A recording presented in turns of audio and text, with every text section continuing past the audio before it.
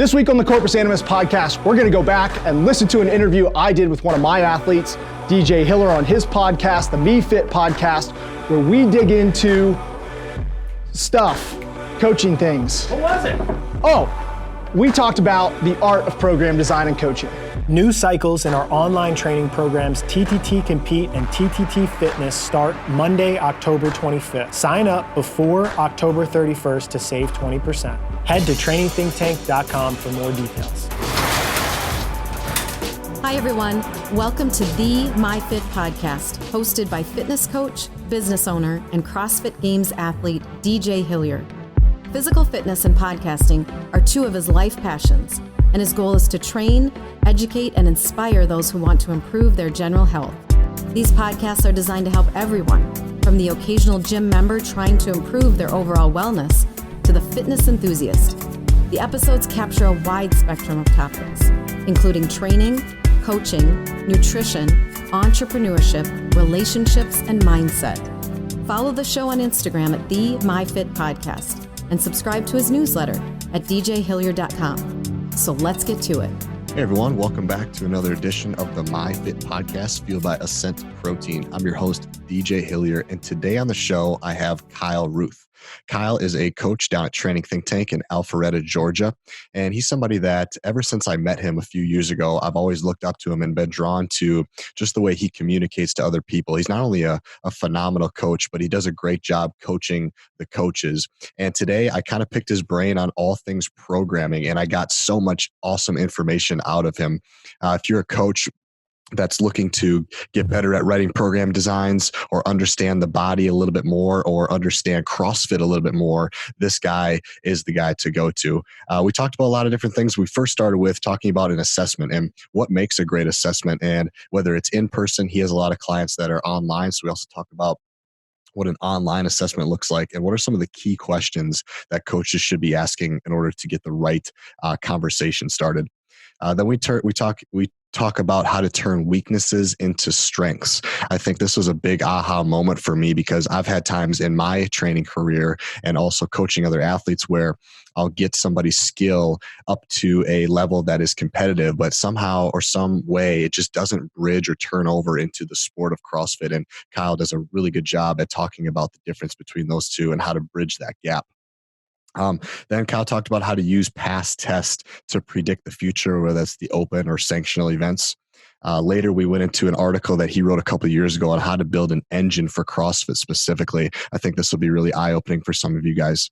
Later, we went into the importance of lifting heavy under fatigue and how athletes need to be prepared for that, especially now if their goal is to compete at a sanctional event or get through the open.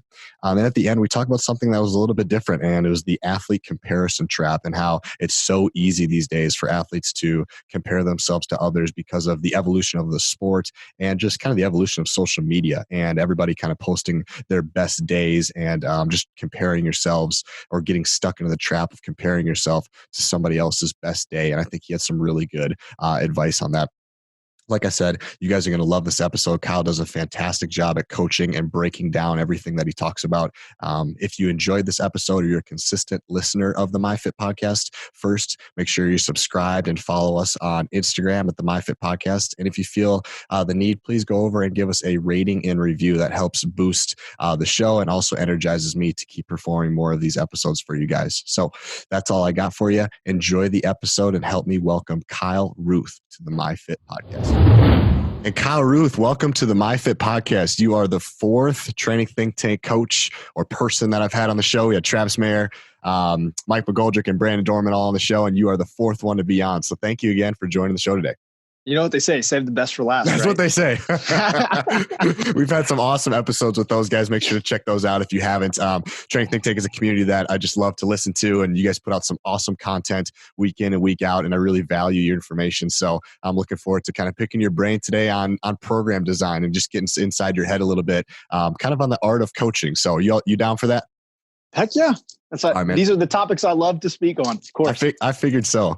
Well, let's start for the people that don't know you, Kyle. How did you get into coaching CrossFit athletes? Okay, so I was a strength and conditioning coach before I coached CrossFit athletes. I was a swim coach before I coached CrossFit athletes. So my coaching experience prior to the sport of CrossFit revolved around using a barbell, using dumbbells, and then training people's energy systems in the pool. And some training of their energy systems outside the pool. I love to use the track as a training tool for my swimmers. So I kind of came into it knowing that cross training per se was something that was really valuable. And I got into CrossFit not as a coach. I got into it first as a training tool for myself, right? As I was investing more into my coaching, into the career of coaching as a swim coach and a strength and conditioning coach, just found that I had less and less time, and I was writing a lot of programming, and I didn't want to write my own programming anymore. And it's like, I need something that's very time effective. And I did my first couple CrossFit workouts, and you pack a lot of work in there. I remember in one session, I did like 50 deadlift at 365 and like built to a push press max. And there were a couple of things in there. Normally a session like that would have taken me, 90 minutes and I would have thrown some accessory work in, and I got this done and I was smoked. You know what I mean? And I was done in like 25 minutes, and I was like, man, there's really something to this. And then I did Fran, and I got humbled like badly. You know what I mean? Like I felt like I was a pretty fit guy, right? At the time. And I did Fran, I did it strict. Of course. This was probably like 2010 or 2009. Yeah. And, it took me like, I won't say it took me 9 minutes, but I'd be willing to bet that that's like the fish growing in the story. It's like, it was probably like 13 minutes. Every year that you tell the story, it gets a little faster. Yeah. Oh yeah. The first time I did it, was like 3 minutes and 30 seconds strict. No. But I got humbled so badly by that workout. I just had to reevaluate like my definition of fitness. And what happened, it just kind of like all the chips fell where I came into a position to purchase a CrossFit gym. And, owning a gym had always been a dream of mine. And so I felt like I had something to offer to the local CrossFit community. And just coming from a strength and conditioning background, organizing and structure and things like that. So I brought that to the gym and got into coaching CrossFit, and very early on recognized that I wanted to compete. And at the time, circa early 2011, 2010, there wasn't a lot of remote coaching. There wasn't a lot of, there was no one to hire as like an individual coach, but I knew I wanted to compete in the sport. So I delved deeply into self-coaching, and I tried my best to apply strength and conditioning principles and things like that. And then I latched on to people at the time who were, sort of the coaching, like the big figureheads in coaching at the time. And that was, James Fitzgerald. Max was up and coming at that time. So I really latched onto them and took a lot of the principles that they were talking about and applied my experience, because I was pretty experienced. Even at that point, I'd been coaching for like 7 years, 8 years. So I had a 7 years. I had a pretty extensive experience up to that point. And I just felt like I could take the frameworks that they were teaching and apply what I had already learned in other sports, because it turns out with CrossFit, like you can take what you learn in other domains and apply it to this one because it's so broad. Right. And, just fast forward, like we owned the gym for 4.5 or 5 years, and the remote coaching thing really took off. And I just wanted to go full time with this with Max. Been doing that since like 2013. And so, been doing that since then. And it's given me the opportunity to work with people around the world, get, hands-on people with that I would never have had the opportunity to work with had I stayed in site, or stayed on site in North Carolina. I just have had an opportunity to work with people from all levels with all backgrounds. And I've learned so much from working with them. So that's how I got into coaching and how I got to kind of, where I am today. Mm-hmm. And a lot of your clients are online, correct? Or do you have people that are also coming to the gym? I have some on-site guys, but the majority of my book is all remote. Okay, cool. What would you say, Kyle, is the, biggest mistake coaches are making when a majority of their business is online? So the online trainers, what are some common mistakes you're seeing? I think number one is under communicating. And when I say that, like what I used to do for communication was I would, I'd review a training log, I'd look at it, I'd be like, hey, great job today. Or, I'd give like maybe 1 or 2 comments about things.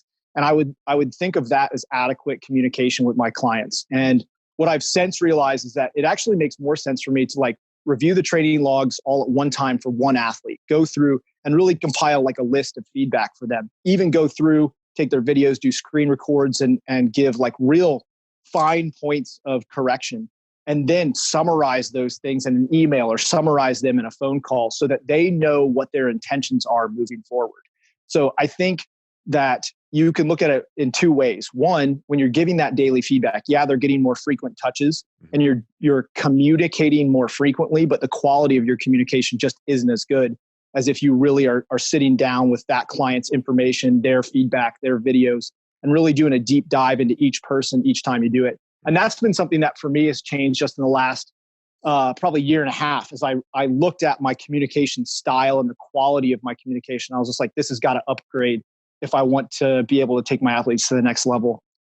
And then being very diligent about listening to your client's needs. I think I know when I got into remote coaching, a lot of it would be me.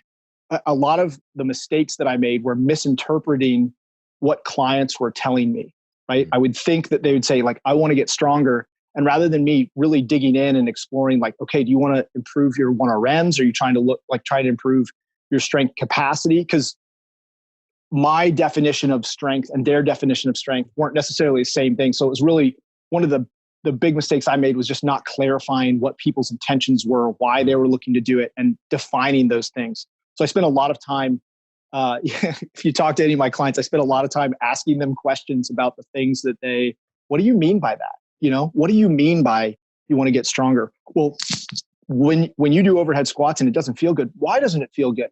What about it doesn't, you know what I mean? They probably get annoyed with it, but it helps me really understand, since I'm not there to see it on a daily basis, it really helps me to understand the problem and therefore I can create a better solution. Sure. Yeah, that makes sense. And something that you just recently came out with, I'm super excited. By the way, if you guys have not checked out the classroom on Training Think Tank, it has been such a valuable resource for me as a coach. So guys, if you haven't checked it out yet, stop this podcast, go check it out because it's awesome. But something that you guys just put out this morning, I think, was your consultation and kind of the walkthrough journey of a client. And so I'm really excited to get into that. But I would like to ask before I get into that a little bit of, how do you have a successful consultation? I think you talked a little bit about communication is really important. What does the communication look like in a consult? Well, I think first off, it depends if you're doing a remote or an in-person consult. Sure. So to me, if you're doing, and I'll stick to remote first, right? So if you're doing a remote consult, I think one of the things I've learned recently is it does help to pre-communicate things. So for example, I've gone from doing the consult and asking lots and lots of questions about, okay, what are your biggest strengths? What are your biggest weaknesses? What kind of movement restrictions do you have? Now what I do is before I do a consult with someone, I send them a movement screen and I review that entire movement screen before we even talk. Oh, okay. So then it shifts the conversation to, all right, here's what I saw. Here's what we need to be working on. And the consult has become less of me like asking questions that they could just answer either by sending me videos of their movements or another thing that I do is I give out what I call a movement list.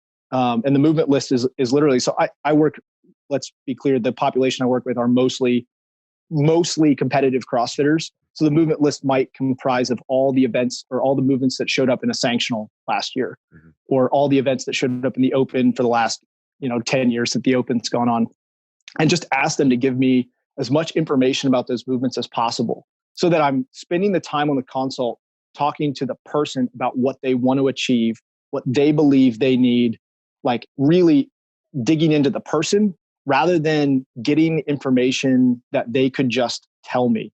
And I trying to capture that in a different way. So the consult has changed to very much a discussion, more of a personal discussion, talking about motivations, talking about, what are the things that bring them meaning? Why are they doing it? Where do they see themselves going? Talking about their vision versus talking about their strengths, weaknesses, and limitations, which is what I used to focus on in those consults. I've now just found that if I give someone a piece of paper and it says thruster, snatch, clean and jerk, muscle up, and you give them a big box to write in, they're going to give you a lot of information, especially if they're serious about their fitness. They're going to give you a lot of really good information that you can just read and start to create their training design from.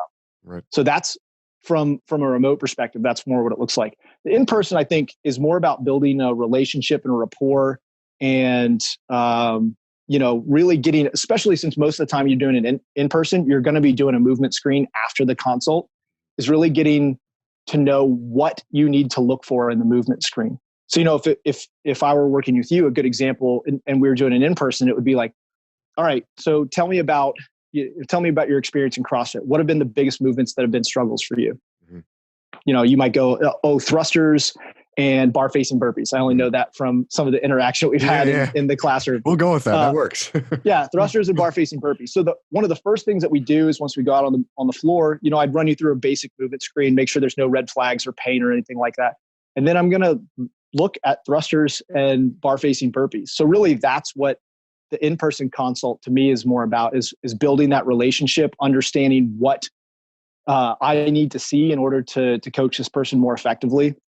And so, they're a little bit different. They obviously the end goal and the end product is pretty much the same. You're trying to gather all the information you need to create a really effective product and begin the process of building a good, positive coach-athlete relationship.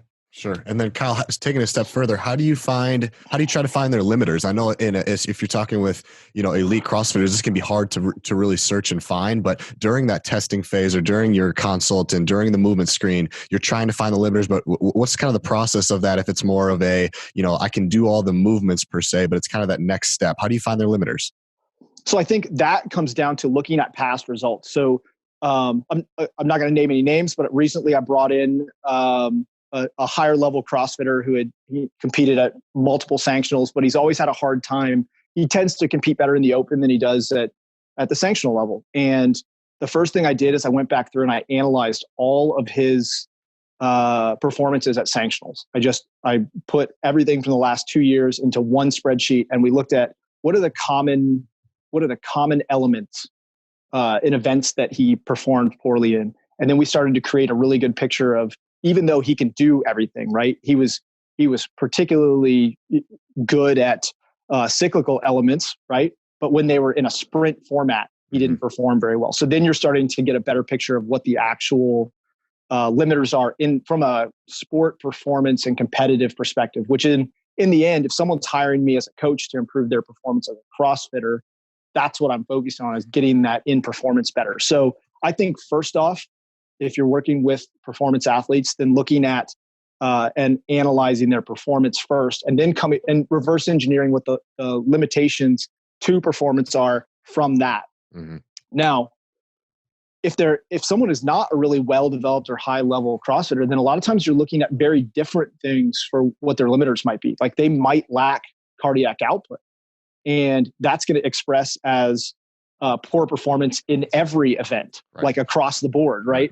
And so then you're starting to look at more physiological things for people that are maybe in the bubble level, or, just people who tend to compete, but they take their competition in CrossFit very seriously. Those people, you're starting to look at different, more physiological limiters and trying to, and I do a lot of that through conversation. And that, I think, is just a result of having worked with a lot of people for a long time. You can start to get a good sense of why people struggle just through talking about what their subjective experience is during training or during CrossFit events. Sure. And let's see if we can try to break this down even more. We have a lot of coaches that listen to the show, Kyle. So let's say you have an athlete that comes to you and they say, I struggle with toes to bar. What are some things that you're looking at right away? How do you test it? How do you kind of go about a specific movement like that, where it's like, I'm just not very good at toes to bar. It's a limiter for me. Where do you start? Sure. The very first thing I'm going to have them do is get on a bar and do some toes to bar. Right. And I'm going to see that. And I want to see what it looks like fresh. And, sometimes people look very different fresh than when they look tired. So absolutely, rather than just having them get on the bar and be like, all right, show me 5 toes to bar, I'll have them get up, show me a couple. And if everything looks good, like mechanically, technically, efficiency wise, everything looks good, we'll move on to the next step. But 9 times out of 10, even in that first 5, you can already pick out minor things that are happening. Like, okay, let's take a look at how you're using your gymnastics grips, right? You got your fingers through the holes. If you look at how most high-level CrossFitters use their gymnastics grips, they're flopping that gymnastics grip over the top. Let's just make that minor change. See what happens. Oh man, my grip feels like it's stuck to the bar now. Okay, now let's start to evaluate the next thing. So let's look, they start to do their toes to bar. And one of the things you notice is they're really pulling themselves far behind the bar. right? And you're like, okay, so now rather than using your shoulders, which are going to burn up fast in a toes to bar to do the majority of the work, let's see what your trunk flexion looks like. So you have them get into, or have them try and just do like a strict toes to bar. Mm-hmm. Oh, they can't get their legs high enough to do a strict toes to bar. So you've already identified some movement limitations. Mm-hmm. That's one example. Let's say the athlete, they do 5 toes to bar and you're like, wow, those look great. Well, the next thing I want to see is, let's do a max rep set of toes to bar. I want to see what the last 5 reps look like. What do you look like when you get tired and you're starting to break down? Then you're starting to look at, all right, what parts of the movement are starting to break down when you fatigue? Now we can come up with some good training targets and things to potentially improve. And on top of that, like when you're looking at someone at that level of fatigue, physiological systems are going to start to break. You might see their breathing really uptick, or they might come off and be like, man, that was all grit. Well, then you know very clearly what you need to address to improve that aspect of toes to bar. And then the other thing that I would look at is speed of toes to bar. So, one of the things that's fortunate working with a population of really good athletes is I can get a sense, I could have one of those athletes or, my entire population test 50 toes to bar for time. And I could get a sense of what type of speed of movement is required to be competitive at the top levels of the sport.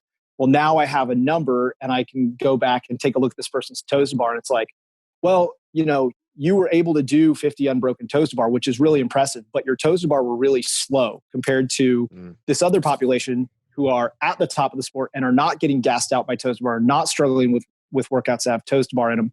The difference is that they're doing the toes to bar, I'm making this number up, but like, 1 rep every 2.2 seconds or faster. And you're doing 1 rep every 3.3 seconds because you have this long sweeping kip. So then starting to look at that from the performance perspective. It's just, I think when I analyze a movement, when I have someone who has a limitation like that, I start with the movement first. Let's look at efficiency and economy. Sure. Then I tend to look at what happens to it when you mix it with other types of fatigue. You put it with an assault bike. You put it with a barbell cycling. I'm really good at toes to bar, but if you make me do toes to bar and 75-pound power snatches together in the same workout, I'm no longer good at toes to bar. Sure. Right? So figuring out what some of those movement combinations look like, and then looking at speed, right? Mm-hmm. Because that is the last piece. It actually kind of mirrors the evolution of the sport of CrossFit. So if you look at 2011 to 2014, the people that were really good were the ones that were just good at the movements, right? They had just good movement economy. That was it. And then you look at 2014 to 2017, and it was like the dudes that could go unbroken. Yes. Right? The pacers who could just slow movements down and do everything unbroken. And then you go 2018 to present, and it's like the dudes that can do things unbroken and fast. So I kind of evaluate things from that perspective. It's like, first off, can you do the movement? Check. Okay. Are you efficient? Check. Okay. Now, can you do big chunks? Check. Can you do big chunks fast? No. Well, that's where we need to focus and just kind of go down that. It's almost like a flow chart. Go down the flow chart and make sure that everything is in order. And then eventually you'll find what the weak point is. Right. And something I learned a long time ago from some of your guys' courses that you put out was how to test it and how to progress it into a Met concept. So what I mean was that you start with what you said. You start by looking at, the movement patterns, the efficiency within that. Once you have that, then you can test something like, what I've done for clients is a 5-minute AMRAP of toes to bar, and you kind of get a base. Yeah. So you get just kind of a number on that. And then you can kind of use that number to progress. But I think the part that people miss is that, and I really like some clarification on this just to kind of scratch my own itch. But let's say the 5-minute toes to bar goes up by 20 reps. You go from, 80 to 100, but you're still not improving toes to bar in the open workout that has a bunch of toes to bar. And I know there's a lot of different things to think about here, but can you help bridge the gap between, yes, you got better in your 5-minute AMRAP, but it's still not good enough in workouts? What's happening there? Yeah. So I think that's a really important thing. Is there are plenty of people involved in CrossFit and competitive in CrossFit who have great metrics. When I say metric, I mean like a 5-minute toes to bar, a max unbroken chest to bar.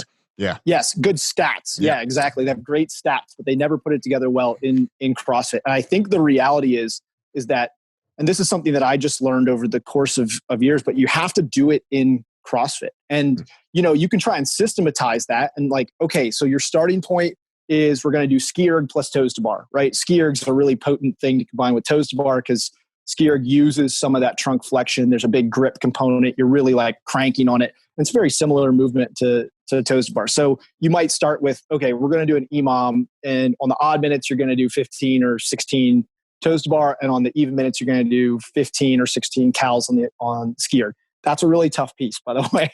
Do that for 20 Sounds minutes, brutal. right? Yeah. Do that for 20 minutes. It ends up being a lot of work in total, but something like that where you're just comparing it with a cyclical movement.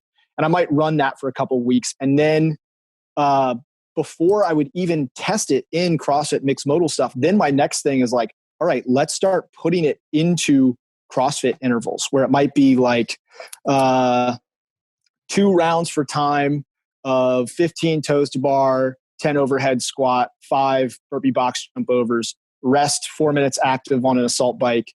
You're going to do 5 total sets of that. So it ends up being 10 sets of that. Mm-hmm. And making sure that the volume of the movements mirror what we've seen in the open, if assuming that this athlete is trying to improve their toes to bar performance in the open, and take that. And that's kind of, to me, that's the bridge phase, right? So I wouldn't take them right out of that bridge phase and drop them into open testers, right? So the next thing that I would do is start to expose them to open style testers in an open style environment, or as close as I can recreate to an open style environment, whether that's competing with people at home or filming the workouts or creating some sort of benchmark that's specific to them. My benchmark, as I alluded to earlier, would be like 10 rounds for time, 10 power snatch, 75 pounds, 10 toes to bar, right? There's Kyle's benchmark for myself because that's like a particular weakness. And, we'd run that, and then we'd go a couple more weeks of intervals or a couple, weeks of varied training, and then we'd revisit that. And then I would feel like the athlete is ready to go perform in the open. That is the type of work that I think is required to take those things and transition them to open style or CrossFit style performance from just being good at the stat. Right. So generally speaking, are you putting more merit and value into mixed modal type testers versus monostructural type testers? Do you even program those anymore, or are you just much more, if it's a mixed modal sport, let's practice mixed modal fitness? Well, there's certain cyclical tests or single modality tests that are really important. A good example is like an assault runner mile. If you're a sanctional level athlete, you should probably know what your mile time trial is in the assault runner because it's frequently tested. You should probably know your 2K metric. You should probably know like a 2K ski or a 1K ski because those things, they get tested occasionally, and you need to know where you fall on those. A 5K run would probably fall into that 300-meter swim time trial. But I also wouldn't look at those as like the most important things for someone to improve unless they're really good at all mixed modal CrossFit metrics, and that's like the last low-hanging fruit for them.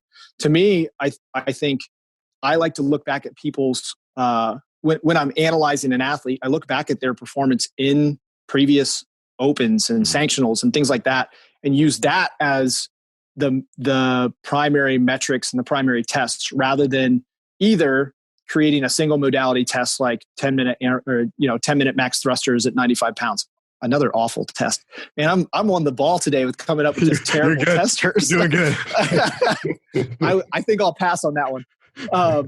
But yeah, I put more merit into testing the sport in a sport environment than I do testing a movement in a controlled environment, if that makes sense. Yeah. And that could be a mistake that some coaches make, I guess, is just doing like I could see maybe a beginner's coach programming, 30-minute time trial, 10 minutes max cal assault bike, like just a bunch of, and that maybe not just cyclical, but just things that are very like, yes, those are good stats to have, but at the end of the day, the sport is the sport.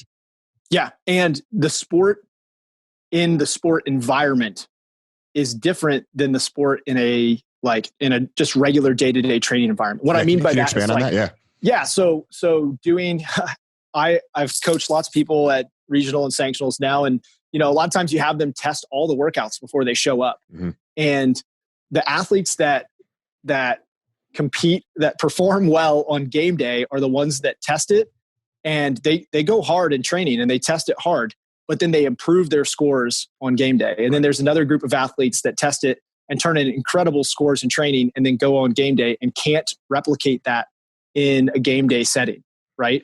And so that's what I mean by sport environment. The same is true for the open workouts. Like there are some people that I coach who they would be better at doing an open workout if they didn't have the pressure of the open. And there's another population who couldn't even come close to matching their scores if they weren't in the open. I think I fall into that, where it's like, if the pressure's not there, my performance just isn't at that same level. So my point being that the pressure and environment that someone's going to compete in is almost as important as their physiology and fitness, because they have to be able to express that physiology and fitness in the sport environment if they want to be competitive in the sport, which is why I analyze their performance and not necessarily random tests that I come up with. That's changed a lot. I would say that's changed for me in the last 3 years. Yeah, very cool. So just to put a button on it here. So going back to the toes to bar, first we're looking for movement limiters, efficiencies, going up and just give me 5. Let's see if we have anything wrong there. Maybe it's a range of motion thing. Good, we got it. Great. Let's just try to test it in a setting where you're just doing that movement. After that, we look in to start just sprinkling maybe like a cyclical piece on it. You're still not getting to a fatigue level, but we're starting to introduce another component, and then we get into more controlled mixed modal settings. Is that the right order that coaches should be looking at? Yeah, I wouldn't say that that's necessarily like a cut and dry, everyone needs to follow this order, but I would look at that as a hierarchy and make sure that you can do each of those levels before moving someone to the next level. Like I wouldn't have someone jump from, okay, you've got 5 toes to bar and those look good, to let's do them in a Metcon. I wouldn't jump from that, right? Yeah. I would progress my way through those things, but also, like, again, most of the athletes that I work with, just that they're already well past those stages. And now most of the guys I work with, we're looking at speed of movement, but that doesn't mean that that's necessarily like you shouldn't skip the steps, right? Don't look at what Noah Olson is doing and say, all right, I'm going to do what he's doing, because you probably haven't gone through the 10-year or 12-year training history that he's had to get to the point that he's doing what he's doing now. Right. Good point. And if you have a weakness like toes to bar, last thing with the toes to bar work, and how many days a week are you kind of giving that to clients? Does it matter? What do you think? Again, dependent on level. Really talented athletes tend to be really resilient. And so they might be doing toes to bar 3 or 4 times a week, or even like in a grease the groove scenario where they're doing it, 5 days per week. For other people, like they're still building the shoulder girdle strength to be able to hang from the bar to do high volume toes to bar sets. So they might just see it 1 time per week in a real concentrated dose. It just depends on the athlete, their training history, how long they've been working at it, what their training volume in the past has looked like with that movement. I think that's really, athlete dependent, but I would love to give you a blanket statement like you should do toes to bar twice a week. No, right. I would think another layer of that, which we didn't touch on, but this is just as important, is if you're coaching people in the open, I think look at where they fell in the open. So say they were 1,000. Well, the people who finished 1,000th in the toes to bar workout, how many toes to bar are they getting that workout? Might be 60, might be 70. Make sure that they're prepared for that volume, right? Before they're going to compete. On the same token, if you're working with high level athletes and I think in the past it's around 120 toes to bar for the top performers. Wow. And so in a session or in a workout, they need to be prepared to do 120 toes to bar. And if you're doing it multiple times per week, that might be 240 plus toes to bar in a week, which is a lot of work on the hands, a lot of work on the shoulders. But if you're working with those athletes, you should know where those volumes need to be and prepare your athletes accordingly. Mm-hmm. Cool. Awesome. I think that's really good. Just advice for coaches out there, just trying to I think that's something that I think coaches struggle with, myself included, is how to implement the skill and make sure, you're building it. And it also just to remember too, that it's a long process. It's not going to be a perfect 6-week cycle. It might be a lot longer than that. And you're going to might be a whole year of trying to implement it before you even get into Metcons or anything like that. So just not rush that process, I think is probably important too, wouldn't you say? It might be 3 or 4 or 5 years before you're actually working on toes to bar speed work. You know what I mean? Like there's so many layers to it that I think the process of improving all the skills in the sport, not necessarily simultaneously, but trying to get someone to progress all the skills in the sport is a very, very, very, very long process. Mm-hmm. Cool. Well, change gears a little bit. I want to talk to you about something that's really been on my mind recently, and you guys have touched on a couple times on your Q&As, and it's just about doing, and we kind of touched on it already today, but just doing the actual sport of CrossFit in your training design. And I come from a football background. Kyle played college football, and I kind of relay CrossFit a lot to football in a sense where in college football, we had a lot of freaking drill work. We had film work. We did individual time. We did time with the quarterbacks, receive all these different pieces. And then at the end of every day, we'd have 20 to 30 minutes of 1 versus 2s, 2s versus 1s, more of a scrimmage. And so my question to you is, how often should people be scrimmaging the sport, aka doing CrossFit? What is too much? I think we look at people that do, the class WOD. They're doing CrossFit every single day. And then you see some people who maybe have coaches that they don't do CrossFit at all. It's a lot of intervals, and they would even say themselves, I don't do CrossFit. I just do a lot of interval work. Tell me about, what have you learned about doing the sport of CrossFit? What's too much? What's not enough? How do you view that? First off, if you are a competitor in the sport of CrossFit, you need to be doing CrossFit. Now, the amount of CrossFit that you do, the amount of call it mixed modal metcons, right? The number of mixed modal metcons you do in a week or in a day would really be determined by the phase that you're in, where you're at in the season. The closer you are to competing, the more specificity you should have in your training, right? General training principle. And the most specific thing that you can do is to do CrossFit metcons in a similar environment that you're going to be competing in when you go to compete. So I would say the frequency, for me, the frequency is determined by where we're at in the season. Right now, with most people, with the season kind of in limbo and not really knowing when things are going to pick up, I might have most of my people just doing, 2 harder metcons per week. I might structure some of their training as metcons, but with the instructions of like, this is a for quality piece, work on hitting the toes to bar here unbroken, because that's you know what I mean? Like just slow down the pace, hit bigger sets, that type of thing. Now, if we were a couple weeks out from the open, then the frequency of metcons would be extremely high. Strength work would be built in as support work. Skill work would be built in as support work.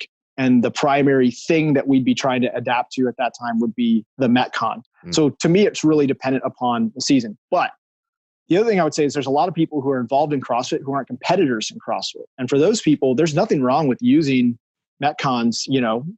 If you train 6 days a week and you do 5 metcons in the week, there's nothing wrong with that, right?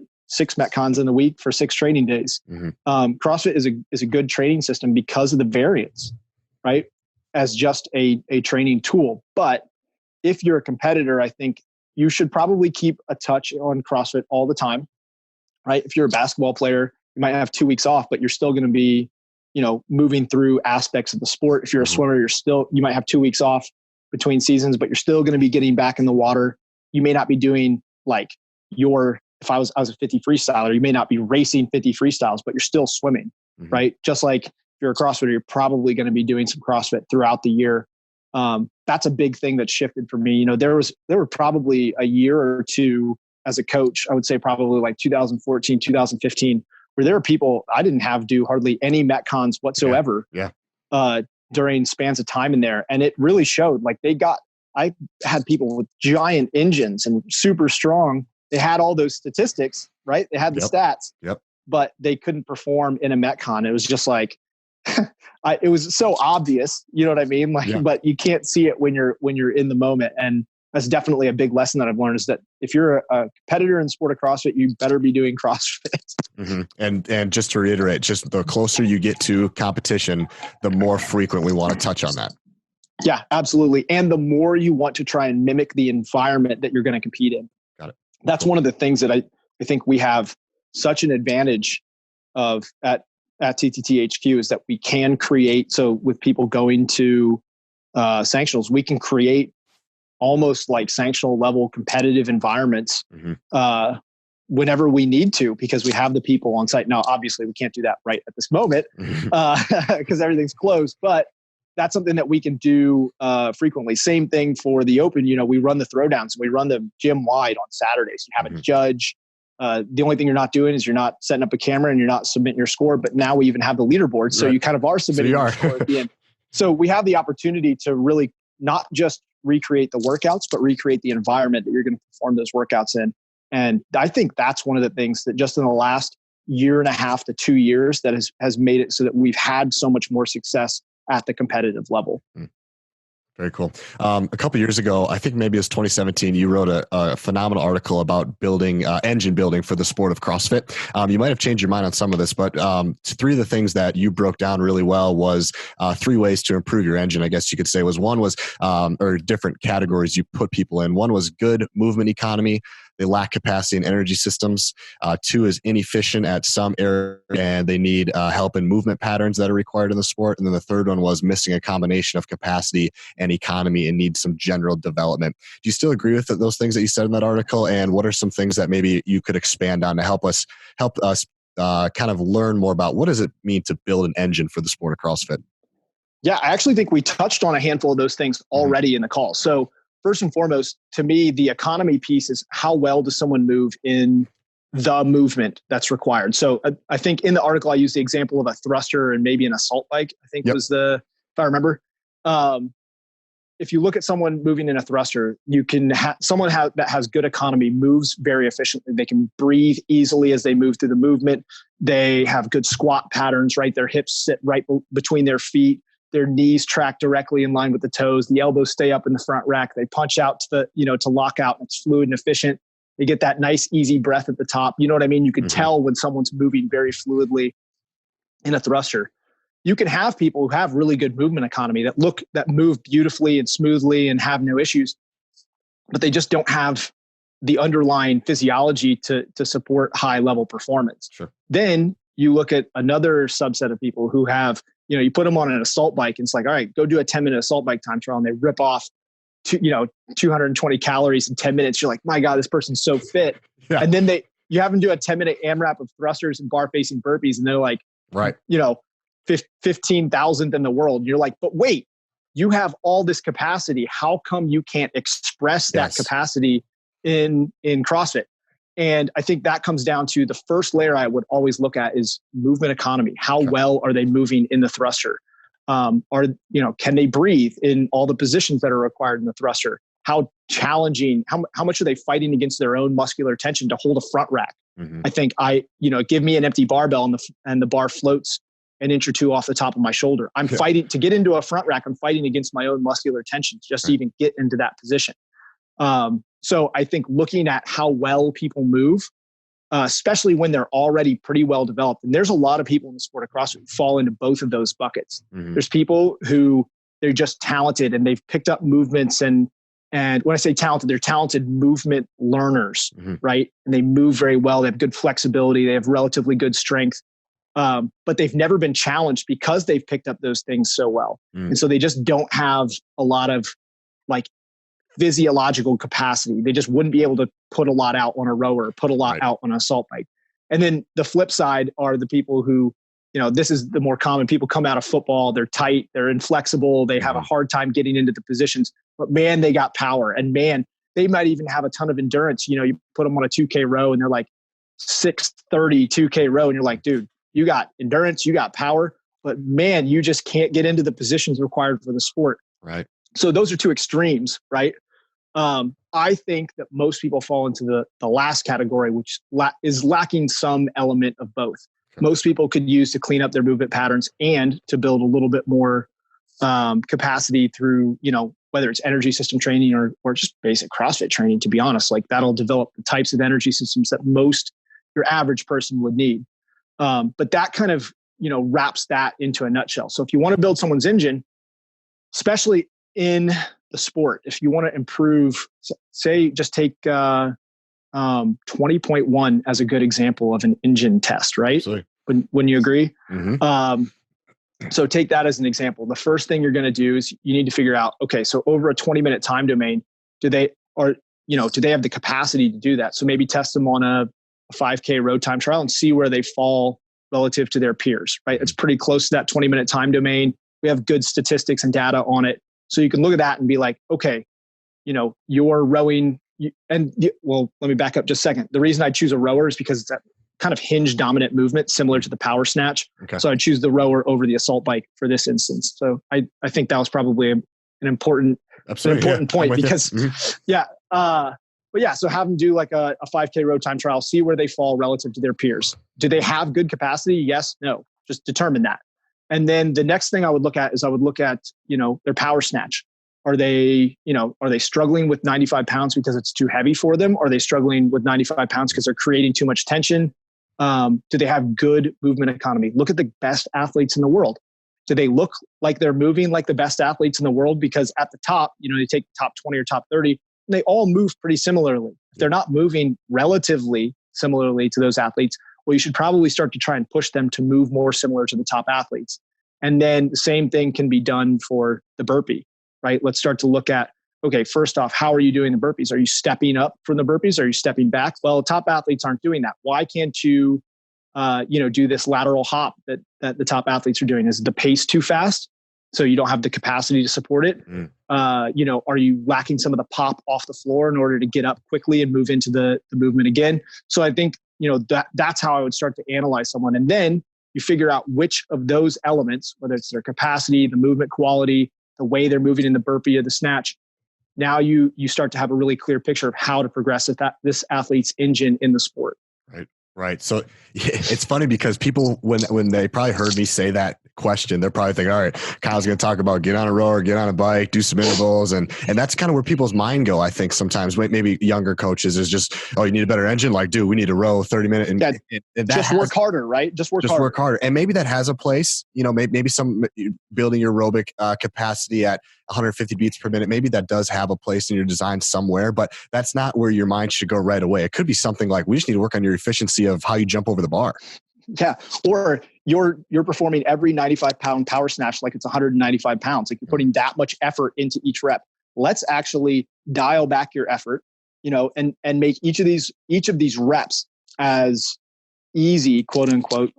We can talk about how easy as possible, right? Mm-hmm. While still moving at a pace that's required for the sport. That's like, if I had to wrap economy and like the quality that's required to have a good engine in the sport of CrossFit, if I had to wrap that up into a nutshell, it's to be able to easily move at the speed required for the sport. Now, that's easy to say and extremely hard to do and teach, but that's how I would define economy in a nutshell. Very cool. Awesome. I want to switch gears a little bit and talk about some strength metrics. So we talked a little bit about how to build an engine and breathing hard in the sport. And I've been a fan of the sport. I've been competing in CrossFit since 2014. And then probably like you, I'm a big fan of Rich. I love watching him, and just the way he performs is just on another level. And I think he really pioneered a lot of the movements and kind of showed us some of the newer people in the sport on how this sport is supposed to look. And so I always kind of look to him on some advice and just some things that he says off the cuff. And one thing he said that I found pretty interesting on one of the Mayhem Monday videos was that the past year and a half to 2 years, he never does any strength or only work fresh. And now I know this guy is incredibly strong. He'd probably fare really well in a weightlifting environment. So we're kind of talking about an outlier here. But I think it's interesting that the sport of CrossFit, especially in the open, they test a lot of, okay, you just did your work, boom, here's your 1 rep max. You're usually not starting a workout with a 1 rep max. Is very rare. Knowing that, is it important for athletes like myself or people that want to compete at a higher level to practice that often, or maybe adopt the same mindset that Rich has and be like, you know what, if I'm not fresh, if I've just walked into the gym, I'm not hitting a 1 rep max. Let's test this after I've hit a Metcon. Do you see some sense? Yeah, I think there's probably a hierarchy here, right? Okay. So the first thing that I would do with an athlete is try to make sure that I bring their maxes up to something that's competitive with the level that they want to compete in the sport first. Yep. Right? That's the first while thing they're fresh. While they're fresh. Yep. Because, if we're talking about optimal adaptations, like let's face it, you're going to get the best strength training adaptations out of your work from doing those things fresh. However, we recognize again that the environment of the sport does not test those lifts fresh very often. No. So as we get closer to the time where they're going to compete, we need to start training those lifts under fatigue. And I would do that over the course of a season, regardless of whether or not they've hit the specific metrics or numbers that are necessary for them to be competitive. I would still shift to a fatigue-based weightlifting thing, probably 8 to 12 weeks out, so that because I think being prepared for the environment is more important than the raw, fresh max. Got it. There's plenty of athletes who have 285 pound snatches, but there's not a lot of athletes that have 265 pound snatches after doing 30 snatches, working their way up from 135 to 265. They're very different subsets of athletes. So even someone with a lower max who's better can hit higher percentages more consistently under fatigue is going to perform better in CrossFit than someone with a heavier max. Right. So do you just practice that? Or what does that look like, Kyle? How do you get better at that? If that's something where maybe you're in the camp of, I do have a 285 pound snatch, but I can't go over 245 after fatigue. Do I need to keep practicing under fatigue? Where do you go on that? The most success I've had with that is, first off, organizing their training in a day so that the strength training is always after some form of conditioning. Got it. Yeah, they're tired. Yeah, their legs are, you know what I mean? Their legs just aren't as fresh as they're used to. And the numbers they're hitting are always lower. And as long as you have that conversation with your athletes so that they know, like, you're not going to be hitting 95% plus of your 1RM in this environment, because it's just not going to happen. You're going to be tired. But just getting them consistent exposure to doing a Metcon. Then as soon as they're done with the Metcon, rest 1 minute, then you have 8 minutes to build to 85% of your 1RM. Or I might even start below that. You have 8 minutes to build to set, 5 singles at 75% of your 1RM. 2 minutes to drag yourself off the floor, 2 minutes to load your barbell, and then you start working up to that type of stuff. But just starting to expose people to that relatively consistently with a long enough time window to adapt to it. Because I think part of it's psychological. Part of it's just knowing that it doesn't matter how you feel. You're going to be able to walk up to the barbell and rip confidence. 80, 85, 90% of your 1RM. Also, looking at statistics, most people hit in those fatigue-based lifts, most people hit between 90 and 94% of their 1RM. So building yourself up till you can hit 90 to 94% of your 1RM consistently under some fatigue, that's tough, because a lot of people have a hard time hitting 90 to 94% of their on a regular 1RM day when they're fresh. I know. So, but at least that gives you an idea of like where you quote unquote should be. Because I think, taking a look at where the top athletes in the sport are and saying you should be here is kind of a misnomer, because those people are, they Froning went through that process. I mean, he was the CrossFit weightlifting guy who didn't do his weightlifting under fatigue for years until he got to the point that those movement patterns are so crisp and so automatic that when it comes time to do them under fatigue, he can do it. Now he's safe to do it, after he probably has a 13-year CrossFit training history. Think about that. Yeah, that's pretty deep at this point.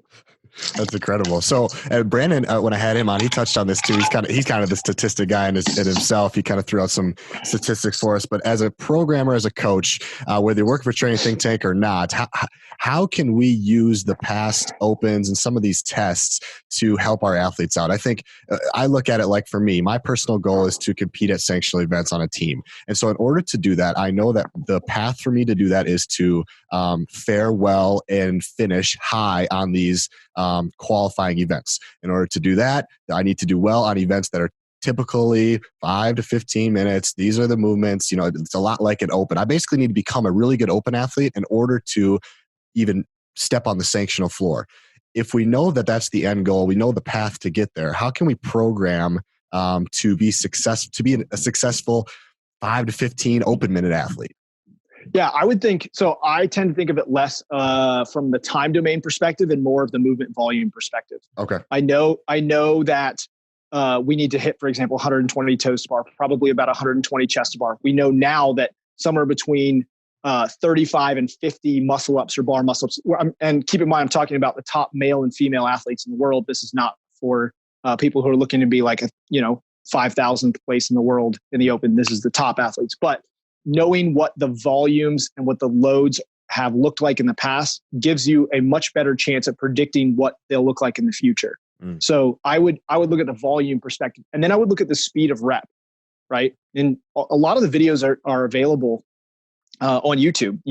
They're open videos. You can go back into the open and just see guys that are in the top 20, and then you can just sit down with a stopwatch, and if you're serious about what you're doing, or you're a coach, you can just sit down and figure out how fast people are moving. And then it's very important. This is probably the biggest takeaway I think that I've had in the last year and a half, is to keep in mind that people adapt to the speed of movement primarily, right? You're going to fail not because you aren't fast enough, but because you can't sustain that speed of movement. And like keeping that in mind when you are working people towards these competitive volumes, that they have to be done fast enough. It's one thing to do 120 toes to bar in a session. It's another to do 120 toes to bar at 2 seconds per rep. Mm-hmm. Those are very different. You get very different adaptations from those two things. So keeping those things in mind. And then the other perspective with statistics, and I think this is the caveat, this is where Brandon would agree with this, but this is where I would play devil's advocate. And the sport's progressing between 3 and 5% per year. And you can't look back at last year or 2 years ago's sanctional events, repeat it and be like, I would have won. I'd have won this event. It's like, yeah, you would have won it. But now this same person is at least 5% better at this event. That's scary. That's not a small margin. No.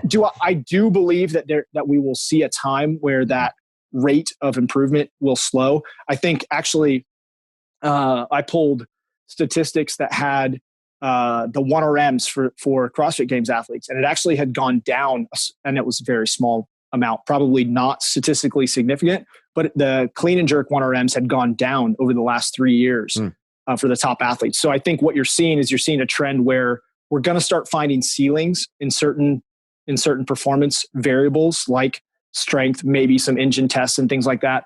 But at the same time, I think one of your best bets is to look back at performances from the Open in previous years and just reverse engineer those. It's a safe bet. It may not as a coach help you create the best in the world, but it will help you create some of the best in the world. Mm-hmm.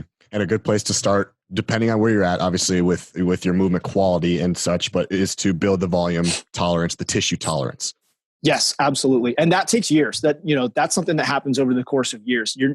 Unless you're just a, absolute talented freak, you're not going to walk in the gym and do 120 toes to bar at competition speeds in a 6-week cycle. That isn't going to happen.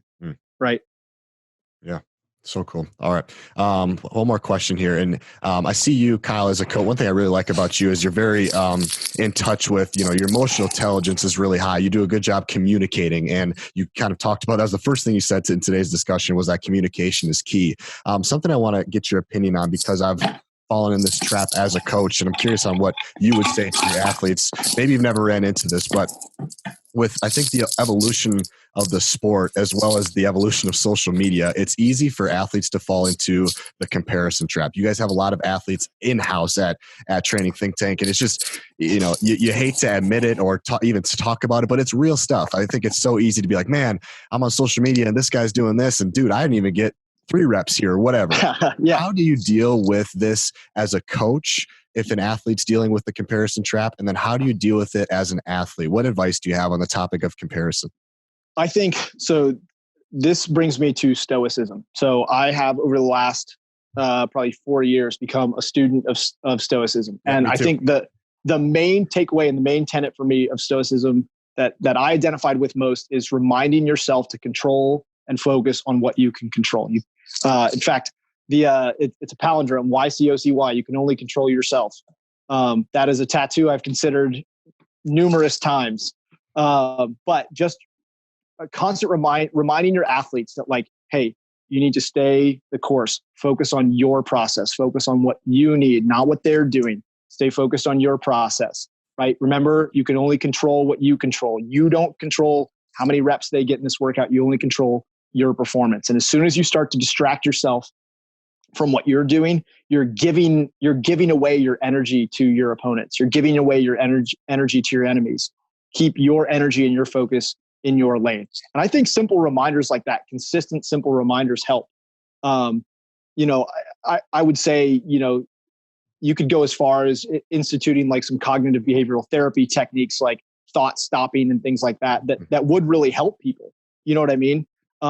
Not being a psychologist, I probably am not like qualified to do those things, but just talking to athletes about, hey, when these thoughts start to spiral, stop them. Let's start to focus on, what you're doing. Create a list of all the things that are important to you right now. Create a list of the things that are priorities in your training right now. What's going well? What are you doing well? Like, I think those types of conversations are important. Okay. As an athlete, I do tend to thrive off of competition. And so it's important to me to know it is important to me to know where my competitors are. But as I've gotten older, I found myself less and less worried about where they're at. Like I don't worry about that. I just recognize that that's the performance level that I'd like to achieve. And then I push myself to try and achieve those things, sort of going back to the Stoicism, the obstacle is the way. Like, this is what they're doing. All right. Thanks for setting the bar. Now I'm going to come try and attack it. And looking at things from that perspective versus look at how far ahead they are. Like, I just don't care about that anymore. Right. Now it's like, all right, that's what can be done. The 4-minute mile story, like Roger Bannister running that, the first sub 4-minute mile. And then right after that happened, there were like, within weeks, there were like 3 or 4 other people who ran a sub 4-minute mile, despite the fact that everyone said for years, 10 years, they've been saying no one can ever do it. And then boom, Roger Bannister under, and then pop, all these people got after it right afterward. And I think I tend to look at now what other people are doing as setting the benchmark or setting the barrier. And now it's a challenge for me to try and attack that and see if I can achieve that barrier. And I think that's the definition of growth mindset at the end of the day, right? Yeah, I would agree with that for sure. Absolutely. Cool. I think it is a slippery slope though. I remember I have gone through times, I've been competing for 6 years now. I've gone through seasons or times where I fall into the comparison trap and my training is awful because of it. I mean, it's really hard to make progress if you're constantly, on Instagram looking at whatever somebody else is doing and comparing yourself. It can be really just a kind of a dismal time if you let it get that way. Yeah.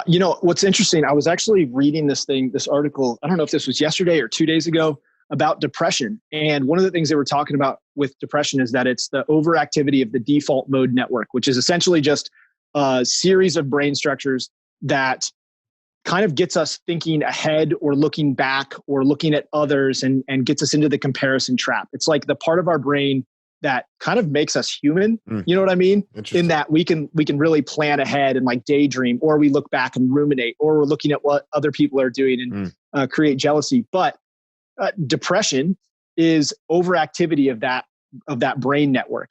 Essentially, people are doing too much comparison, too much thinking ahead, too much looking behind. Yeah. And what you just said, like some of the times that your training has really suffered are times where you feel like you're trapped in thinking about what other people are doing or what you should be doing or what you should have done. I mean, that's in and of itself, like it's not necessarily depression, but that parallels what I think people experience during depression. Mm-hmm.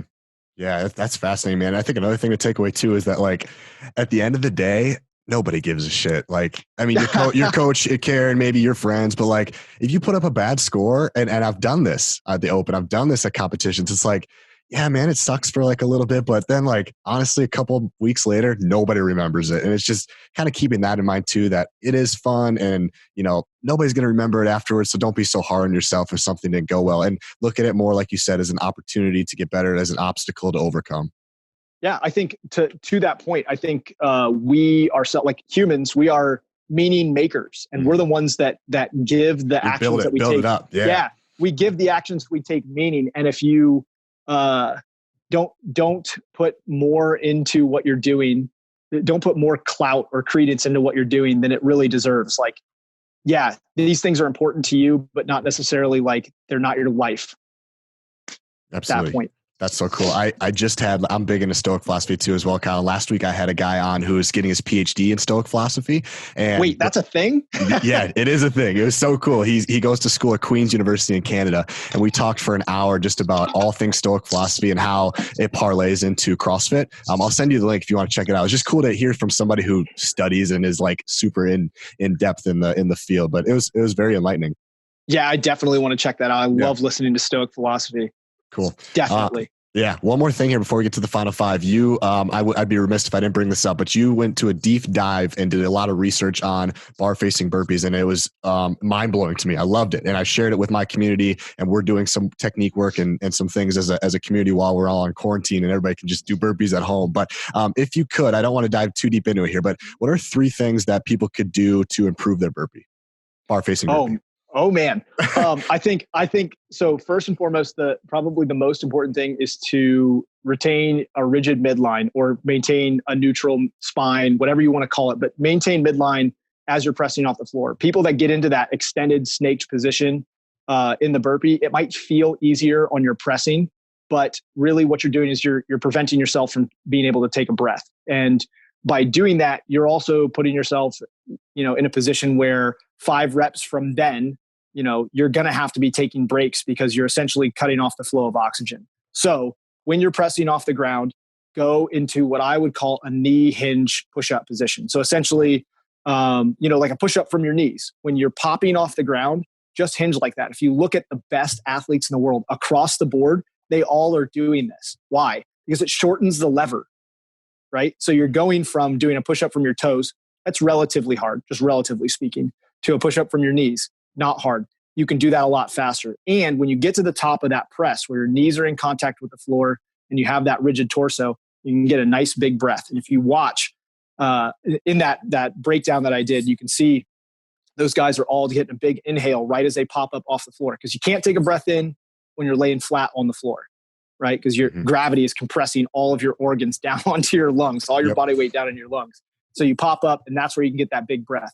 Then from there, I think a side hop to the bar is generally the most common technique at the top of the leaderboards. Those people, their hands are still in contact with the floor and they're hopping their feet to the side, either to the left or the right. That way they've closed the gap to the bar and they can stay in a low position. So number 2 is hop to the side. Doesn't matter if it's the left or right. I would personally alternate and create a half circle, because that's another thing that I did notice is that the best guys are creating a half circle around the bar versus doing a full 360 and doing the same leg every time. They're always doing that half circle.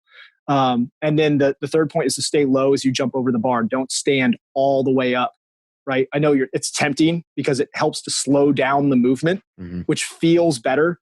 But if you're trying to be competitive in bar facing burpees, then you want to avoid the things that make it feel so much better. And you want to get sport specific speed out there. So those are the 3 things I would say. So number 1, retain that rigid midline, popping up off the knee. 2, use the side hop technique and perfect that, practice it rather than a step up technique. And then the last piece would be stay low on the hop over the bar. Don't stand all the way up, because then what you're doing is you're making it so your chest has to travel further back down to the ground for the next rep, which means your arms have to eat more eccentric load as your chest comes down, which means you're going to slow down the pop off the floor. I mean, it's just like each time you deviate from these things, you're creating a cascade of events that affects the next rep. Right. Cool. Awesome, guys. There's a lot more about that he dives in deeper. Go check out the classroom on Training Think Tank. Make sure you're in on that. There's just so much value there. So sweet. I got a lot out of you. Let's move into the final 5. We'll have a little bit more fun here and let's go. And see what you come up with. So first one, Kyle, if you were to give advice to an 18-year-old kid who wants to be in your shoes someday, what would you tell him or her? Go to school, stay in school, learn as much as you can, but recognize that that the answers that you seek are probably not in the textbooks. They're probably not. It's something you're going to have to go out and learn and do yourself. The best learning I've ever done, I mean, I've got a master's in exercise phys, but the best learning I've ever done is to get in the trenches and go do the work. Cool. That's where I learn. Yeah. Great advice. Number 2, what is a book that you think everyone should read? Adam Rogers, one of the other TTT coaches a while back, recommended The War of Art to me by Stephen Pressfield.